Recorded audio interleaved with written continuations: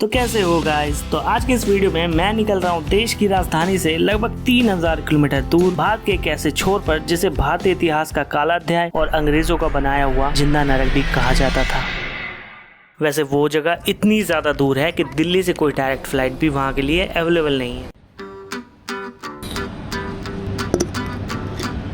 तो इसीलिए 3 घंटा फ्लाई करने के बाद और घर से 3000 किलोमीटर दूर मैं पहुँच चुका हूँ चेन्नई एयरपोर्ट पर। वेट, ये मेरा डेस्टिनेशन नहीं है क्योंकि यहाँ से मुझे 1300 किलोमीटर और आगे जाना है।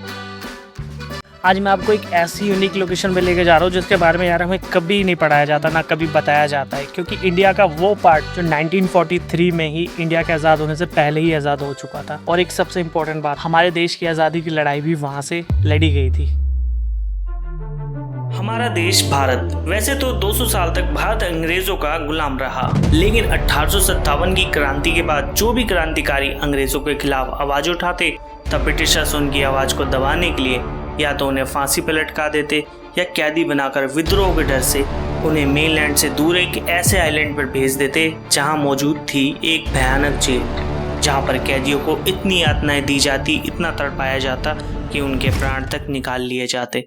इसी वजह से इस जेल को भारतीय इतिहास का सबसे काला अध्याय भी कहा जाता है। अगर कोई कैदी वहां से भागने की कोशिश भी करता तो जंगली आदिवासी उन्हें मार डालते या वो इतने बड़े समुद्र में डूब कर मर जाते। आज मैं पहुंच चुका हूं इसी आइलैंड पर जिसका नाम है अंडमान एंड निकोबार, जहां पर मौजूद है ये भयानक जेल। सुबह के 7:15 और मैं पहुंच चुका हूँ वीर सावरकर इंटरनेशनल एयरपोर्ट, अंडमान निकोबार की कैपिटल पोर्ट ब्लेयर। लैंग्वेज आपका इधर का ही या नहीं? तमिल है? यहाँ हिंदी, हम तो तमिल है, यहाँ आके हिंदी सीखा। अच्छा, मतलब आप तमिल से हो? तमिलनाडु से? ओके। आज का दिन मैं बिल्कुल वेस्ट नहीं करना चाहता, इसलिए कैब वाले अंकल को पैसे देकर मैं पहुंच गया अपने होम स्टे। फिर रेडी होकर मैंने स्कूटी हायर करके मैं निकल पड़ा अपने तरीके से पोर्ट ब्लेयर को एक्सप्लोर करने। ओशियन मैंने कभी नहीं देखा, लेकिन आंखें तब फटी रह गई जब मैंने ये देखा। मैं खड़ा हूँ इस टाइम पोर्ट ब्लेयर के एक ऐसी यूनिक लोकेशन पे, मैंने तो सोचा नहीं था कि मुझे ये जगह मिलेगी। ये है first tricolour hosting in India 1943। यही वो जगह है जहाँ पे नेताजी सुभाष चंद्र बोस ने पहली बार अंडमान आइलैंड पे पहली बार इंडिया का फ्लैग लहराया था 1943 में। इस जगह को अंग्रेज़ों से आज़ाद करवाया था जापानियों की मदद से। आज से 80 साल पहले नेताजी सुभाष चंद्र बोस जी ने यहाँ पे पहली बार तिरंगा फहराया था, और आज 80 साल बाद मैं ये काम करने जा रहा हूँ, तो मेरे लिए तो यार इससे हैप्पीनेस कुछ हो ही नहीं सकता। दोपहर का लंच करने के बाद नियर बाय अट्रैक्शन सर्च कर ही रहा था, तभी मुझे एक ऐसी चीज़ मिली जिसने मुझे हैरान कर दिया।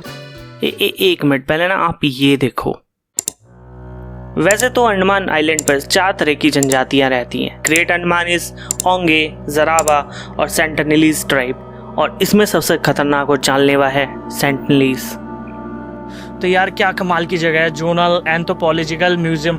यहाँ पे क्या है कि अंडमान में जितने भी आदिवासी रहा करते थे पहले, उनके कुछ अवशेष यहाँ पे रखे हुए, बहुत अच्छे से संभाल के।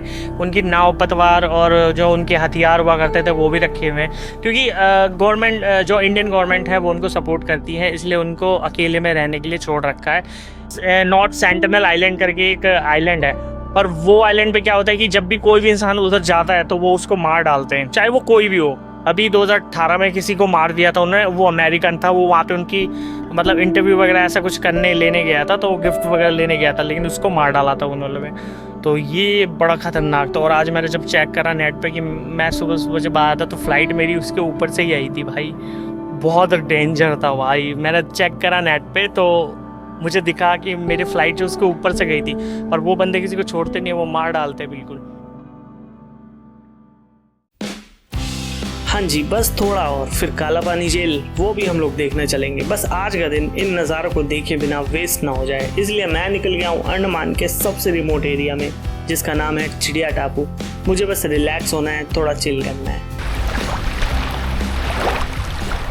फिर शाम होने से पहले मैं अपने होम स्टे पर आ गया। फिर जस्ट ऐसे ही घूमते हुए मुझे ये 2 भाई दिखे। इन भाई का नाम है सुमित, हाँ वैसे मेरा ही नाम है। इन भाई का नाम है जॉनसन। काम के लिए आज पोर्ट ब्लेयर क्यों आते हैं? मतलब यहाँ पर आइलैंड बहुत ज़्यादा है। आइलैंड इंडिया का आइलैंड है। हाँ, इंडिया का आइलैंड है।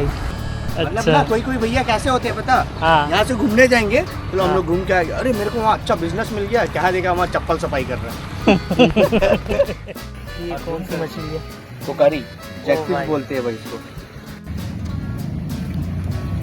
देखो भाई भैया ने कितना बड़ा मछली पकड़ा है, देखो। बहुत बड़ी मछली मेरे हाथ में आज। सुमित भाई को फिशिंग, ड्राइविंग, स्विमिंग सब आता है भाई।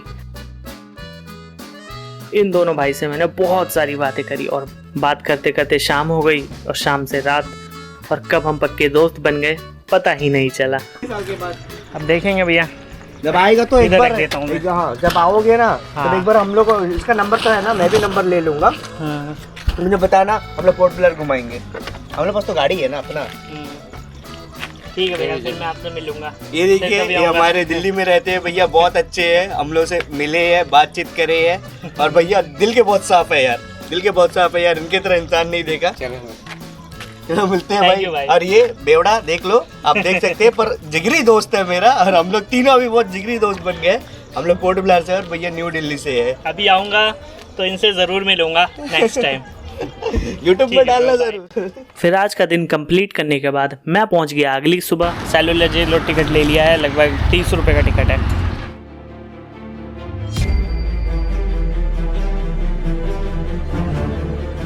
काला पानी की सज़ा बीते ज़माने की एक ऐसी सज़ा हुआ करती थी जिसके नाम से ही कैदी कांपने लगते थे। इस जेल की नींव 1896 ईस्वी में रखी गई थी और लगभग 10 साल के बाद 1906 में ये बनकर तैयार हो गई थी। इस जेल में 15 बाई 8 फीट की कुल 698 सेल्स थे। सभी सेल्स में 3 मीटर की ऊंचाई पर रोशनदान बनाए गए थे ताकि कोई कैदी दूसरे कैदी से बात तक न कर सके।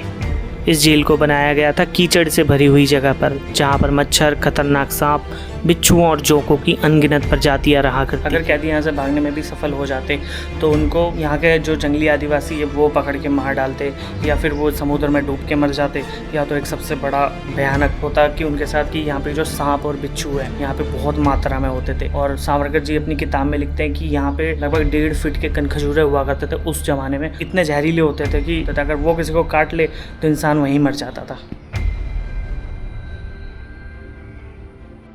जब बॉडी यहाँ से गिरती थी तो यहाँ पे डॉक्टर्स आते थे और इस जगह पे चेक करते थे वहाँ पे कि वो जिंदा है या मर चुकी। ये है फांसी। मैं तो फर्स्ट टाइम देख रहा हूँ, मुझे तो बहुत अजीब लग रहा है देख के। कैदियों के हर काम के लिए टारगेट होता था। बैल कोल्हू की जगह कैदियों से 10 या 20 लीटर तेल और नारियल से 4 किलो फैब्रिक प्रतिदिन निकालना होता था, और अगर शाम तक ये टारगेट पूरा नहीं हुआ तो हथकड़ियों से बांध कर लटका दिया जाता। हालांकि यहाँ पर इतनी यातनाएं सहने के बाद भी एक इंसान ऐसे थे जो एक कवि थे, लेखक थे, क्रांतिकारी थे, नेता थे और एक वकील थे। जी हाँ, मैं बात कर रहा हूँ वीर विनायक दामोदर सावरकर जी की, जिन्होंने यहाँ की जेल में लगभग 10 साल बिताए थे। वीर सावरकर जी इसी सेल की दीवारों पर लगभग 6000 कविताएं उन्होंने लिखी थी, और ये कविता उन्होंने सिर्फ पत्थर के टुकड़े और कोयले के टुकड़ों से दीवारों पर गढ़ के लिखा था। वो एक 1857 की क्रांति थी जो भारत की पहली स्वतंत्रता संग्राम। हम और आप आज जो महारानी लक्ष्मीबाई और पेशवा नाना वीर कुंवर सिंह जैसे महान क्रांतिकारियों को जानते हैं, उनको इतिहास से बाहर निकालने वाले वो वीर सावरकर ही थे। क्योंकि अगर वीर सावरकर नहीं होते तो हम और आप रानी लक्ष्मीबाई जैसे क्रांतिकारियों को कभी नहीं जानते। वो जगह है जहाँ पे फांसी से पहले उनकी आखिरी इच्छा पूछी जाती थी, और आखिरी इच्छा में बस यही पूछा जाता था कि तुम्हें जलाना है या दफनाना है। ये जगह है। थोड़ी देर यहाँ बिताया तो ऐसा लगा मानो ये दीवारें आज भी अपना दर्द बयां कर रही थी।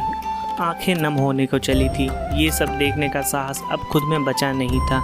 सावरकर जी ऐसे बहुत से क्रांतिकारी यहाँ आए थे, कितनों ने यहाँ रहकर भी आज़ादी की लड़ाई लड़ी और शहीद हुए। क्रांतिकारियों की गाथाएं मैं अपनी इस छोटी सी वीडियो में बयां नहीं कर सकता। अगर आज आपको मेरी ये वीडियो पसंद आई हो तो प्लीज़ एक लाइक और एक सब्सक्राइब कर देना। तब तक मिलता हूँ मैं अगली वीडियो में। जय हिंद, जय भारत।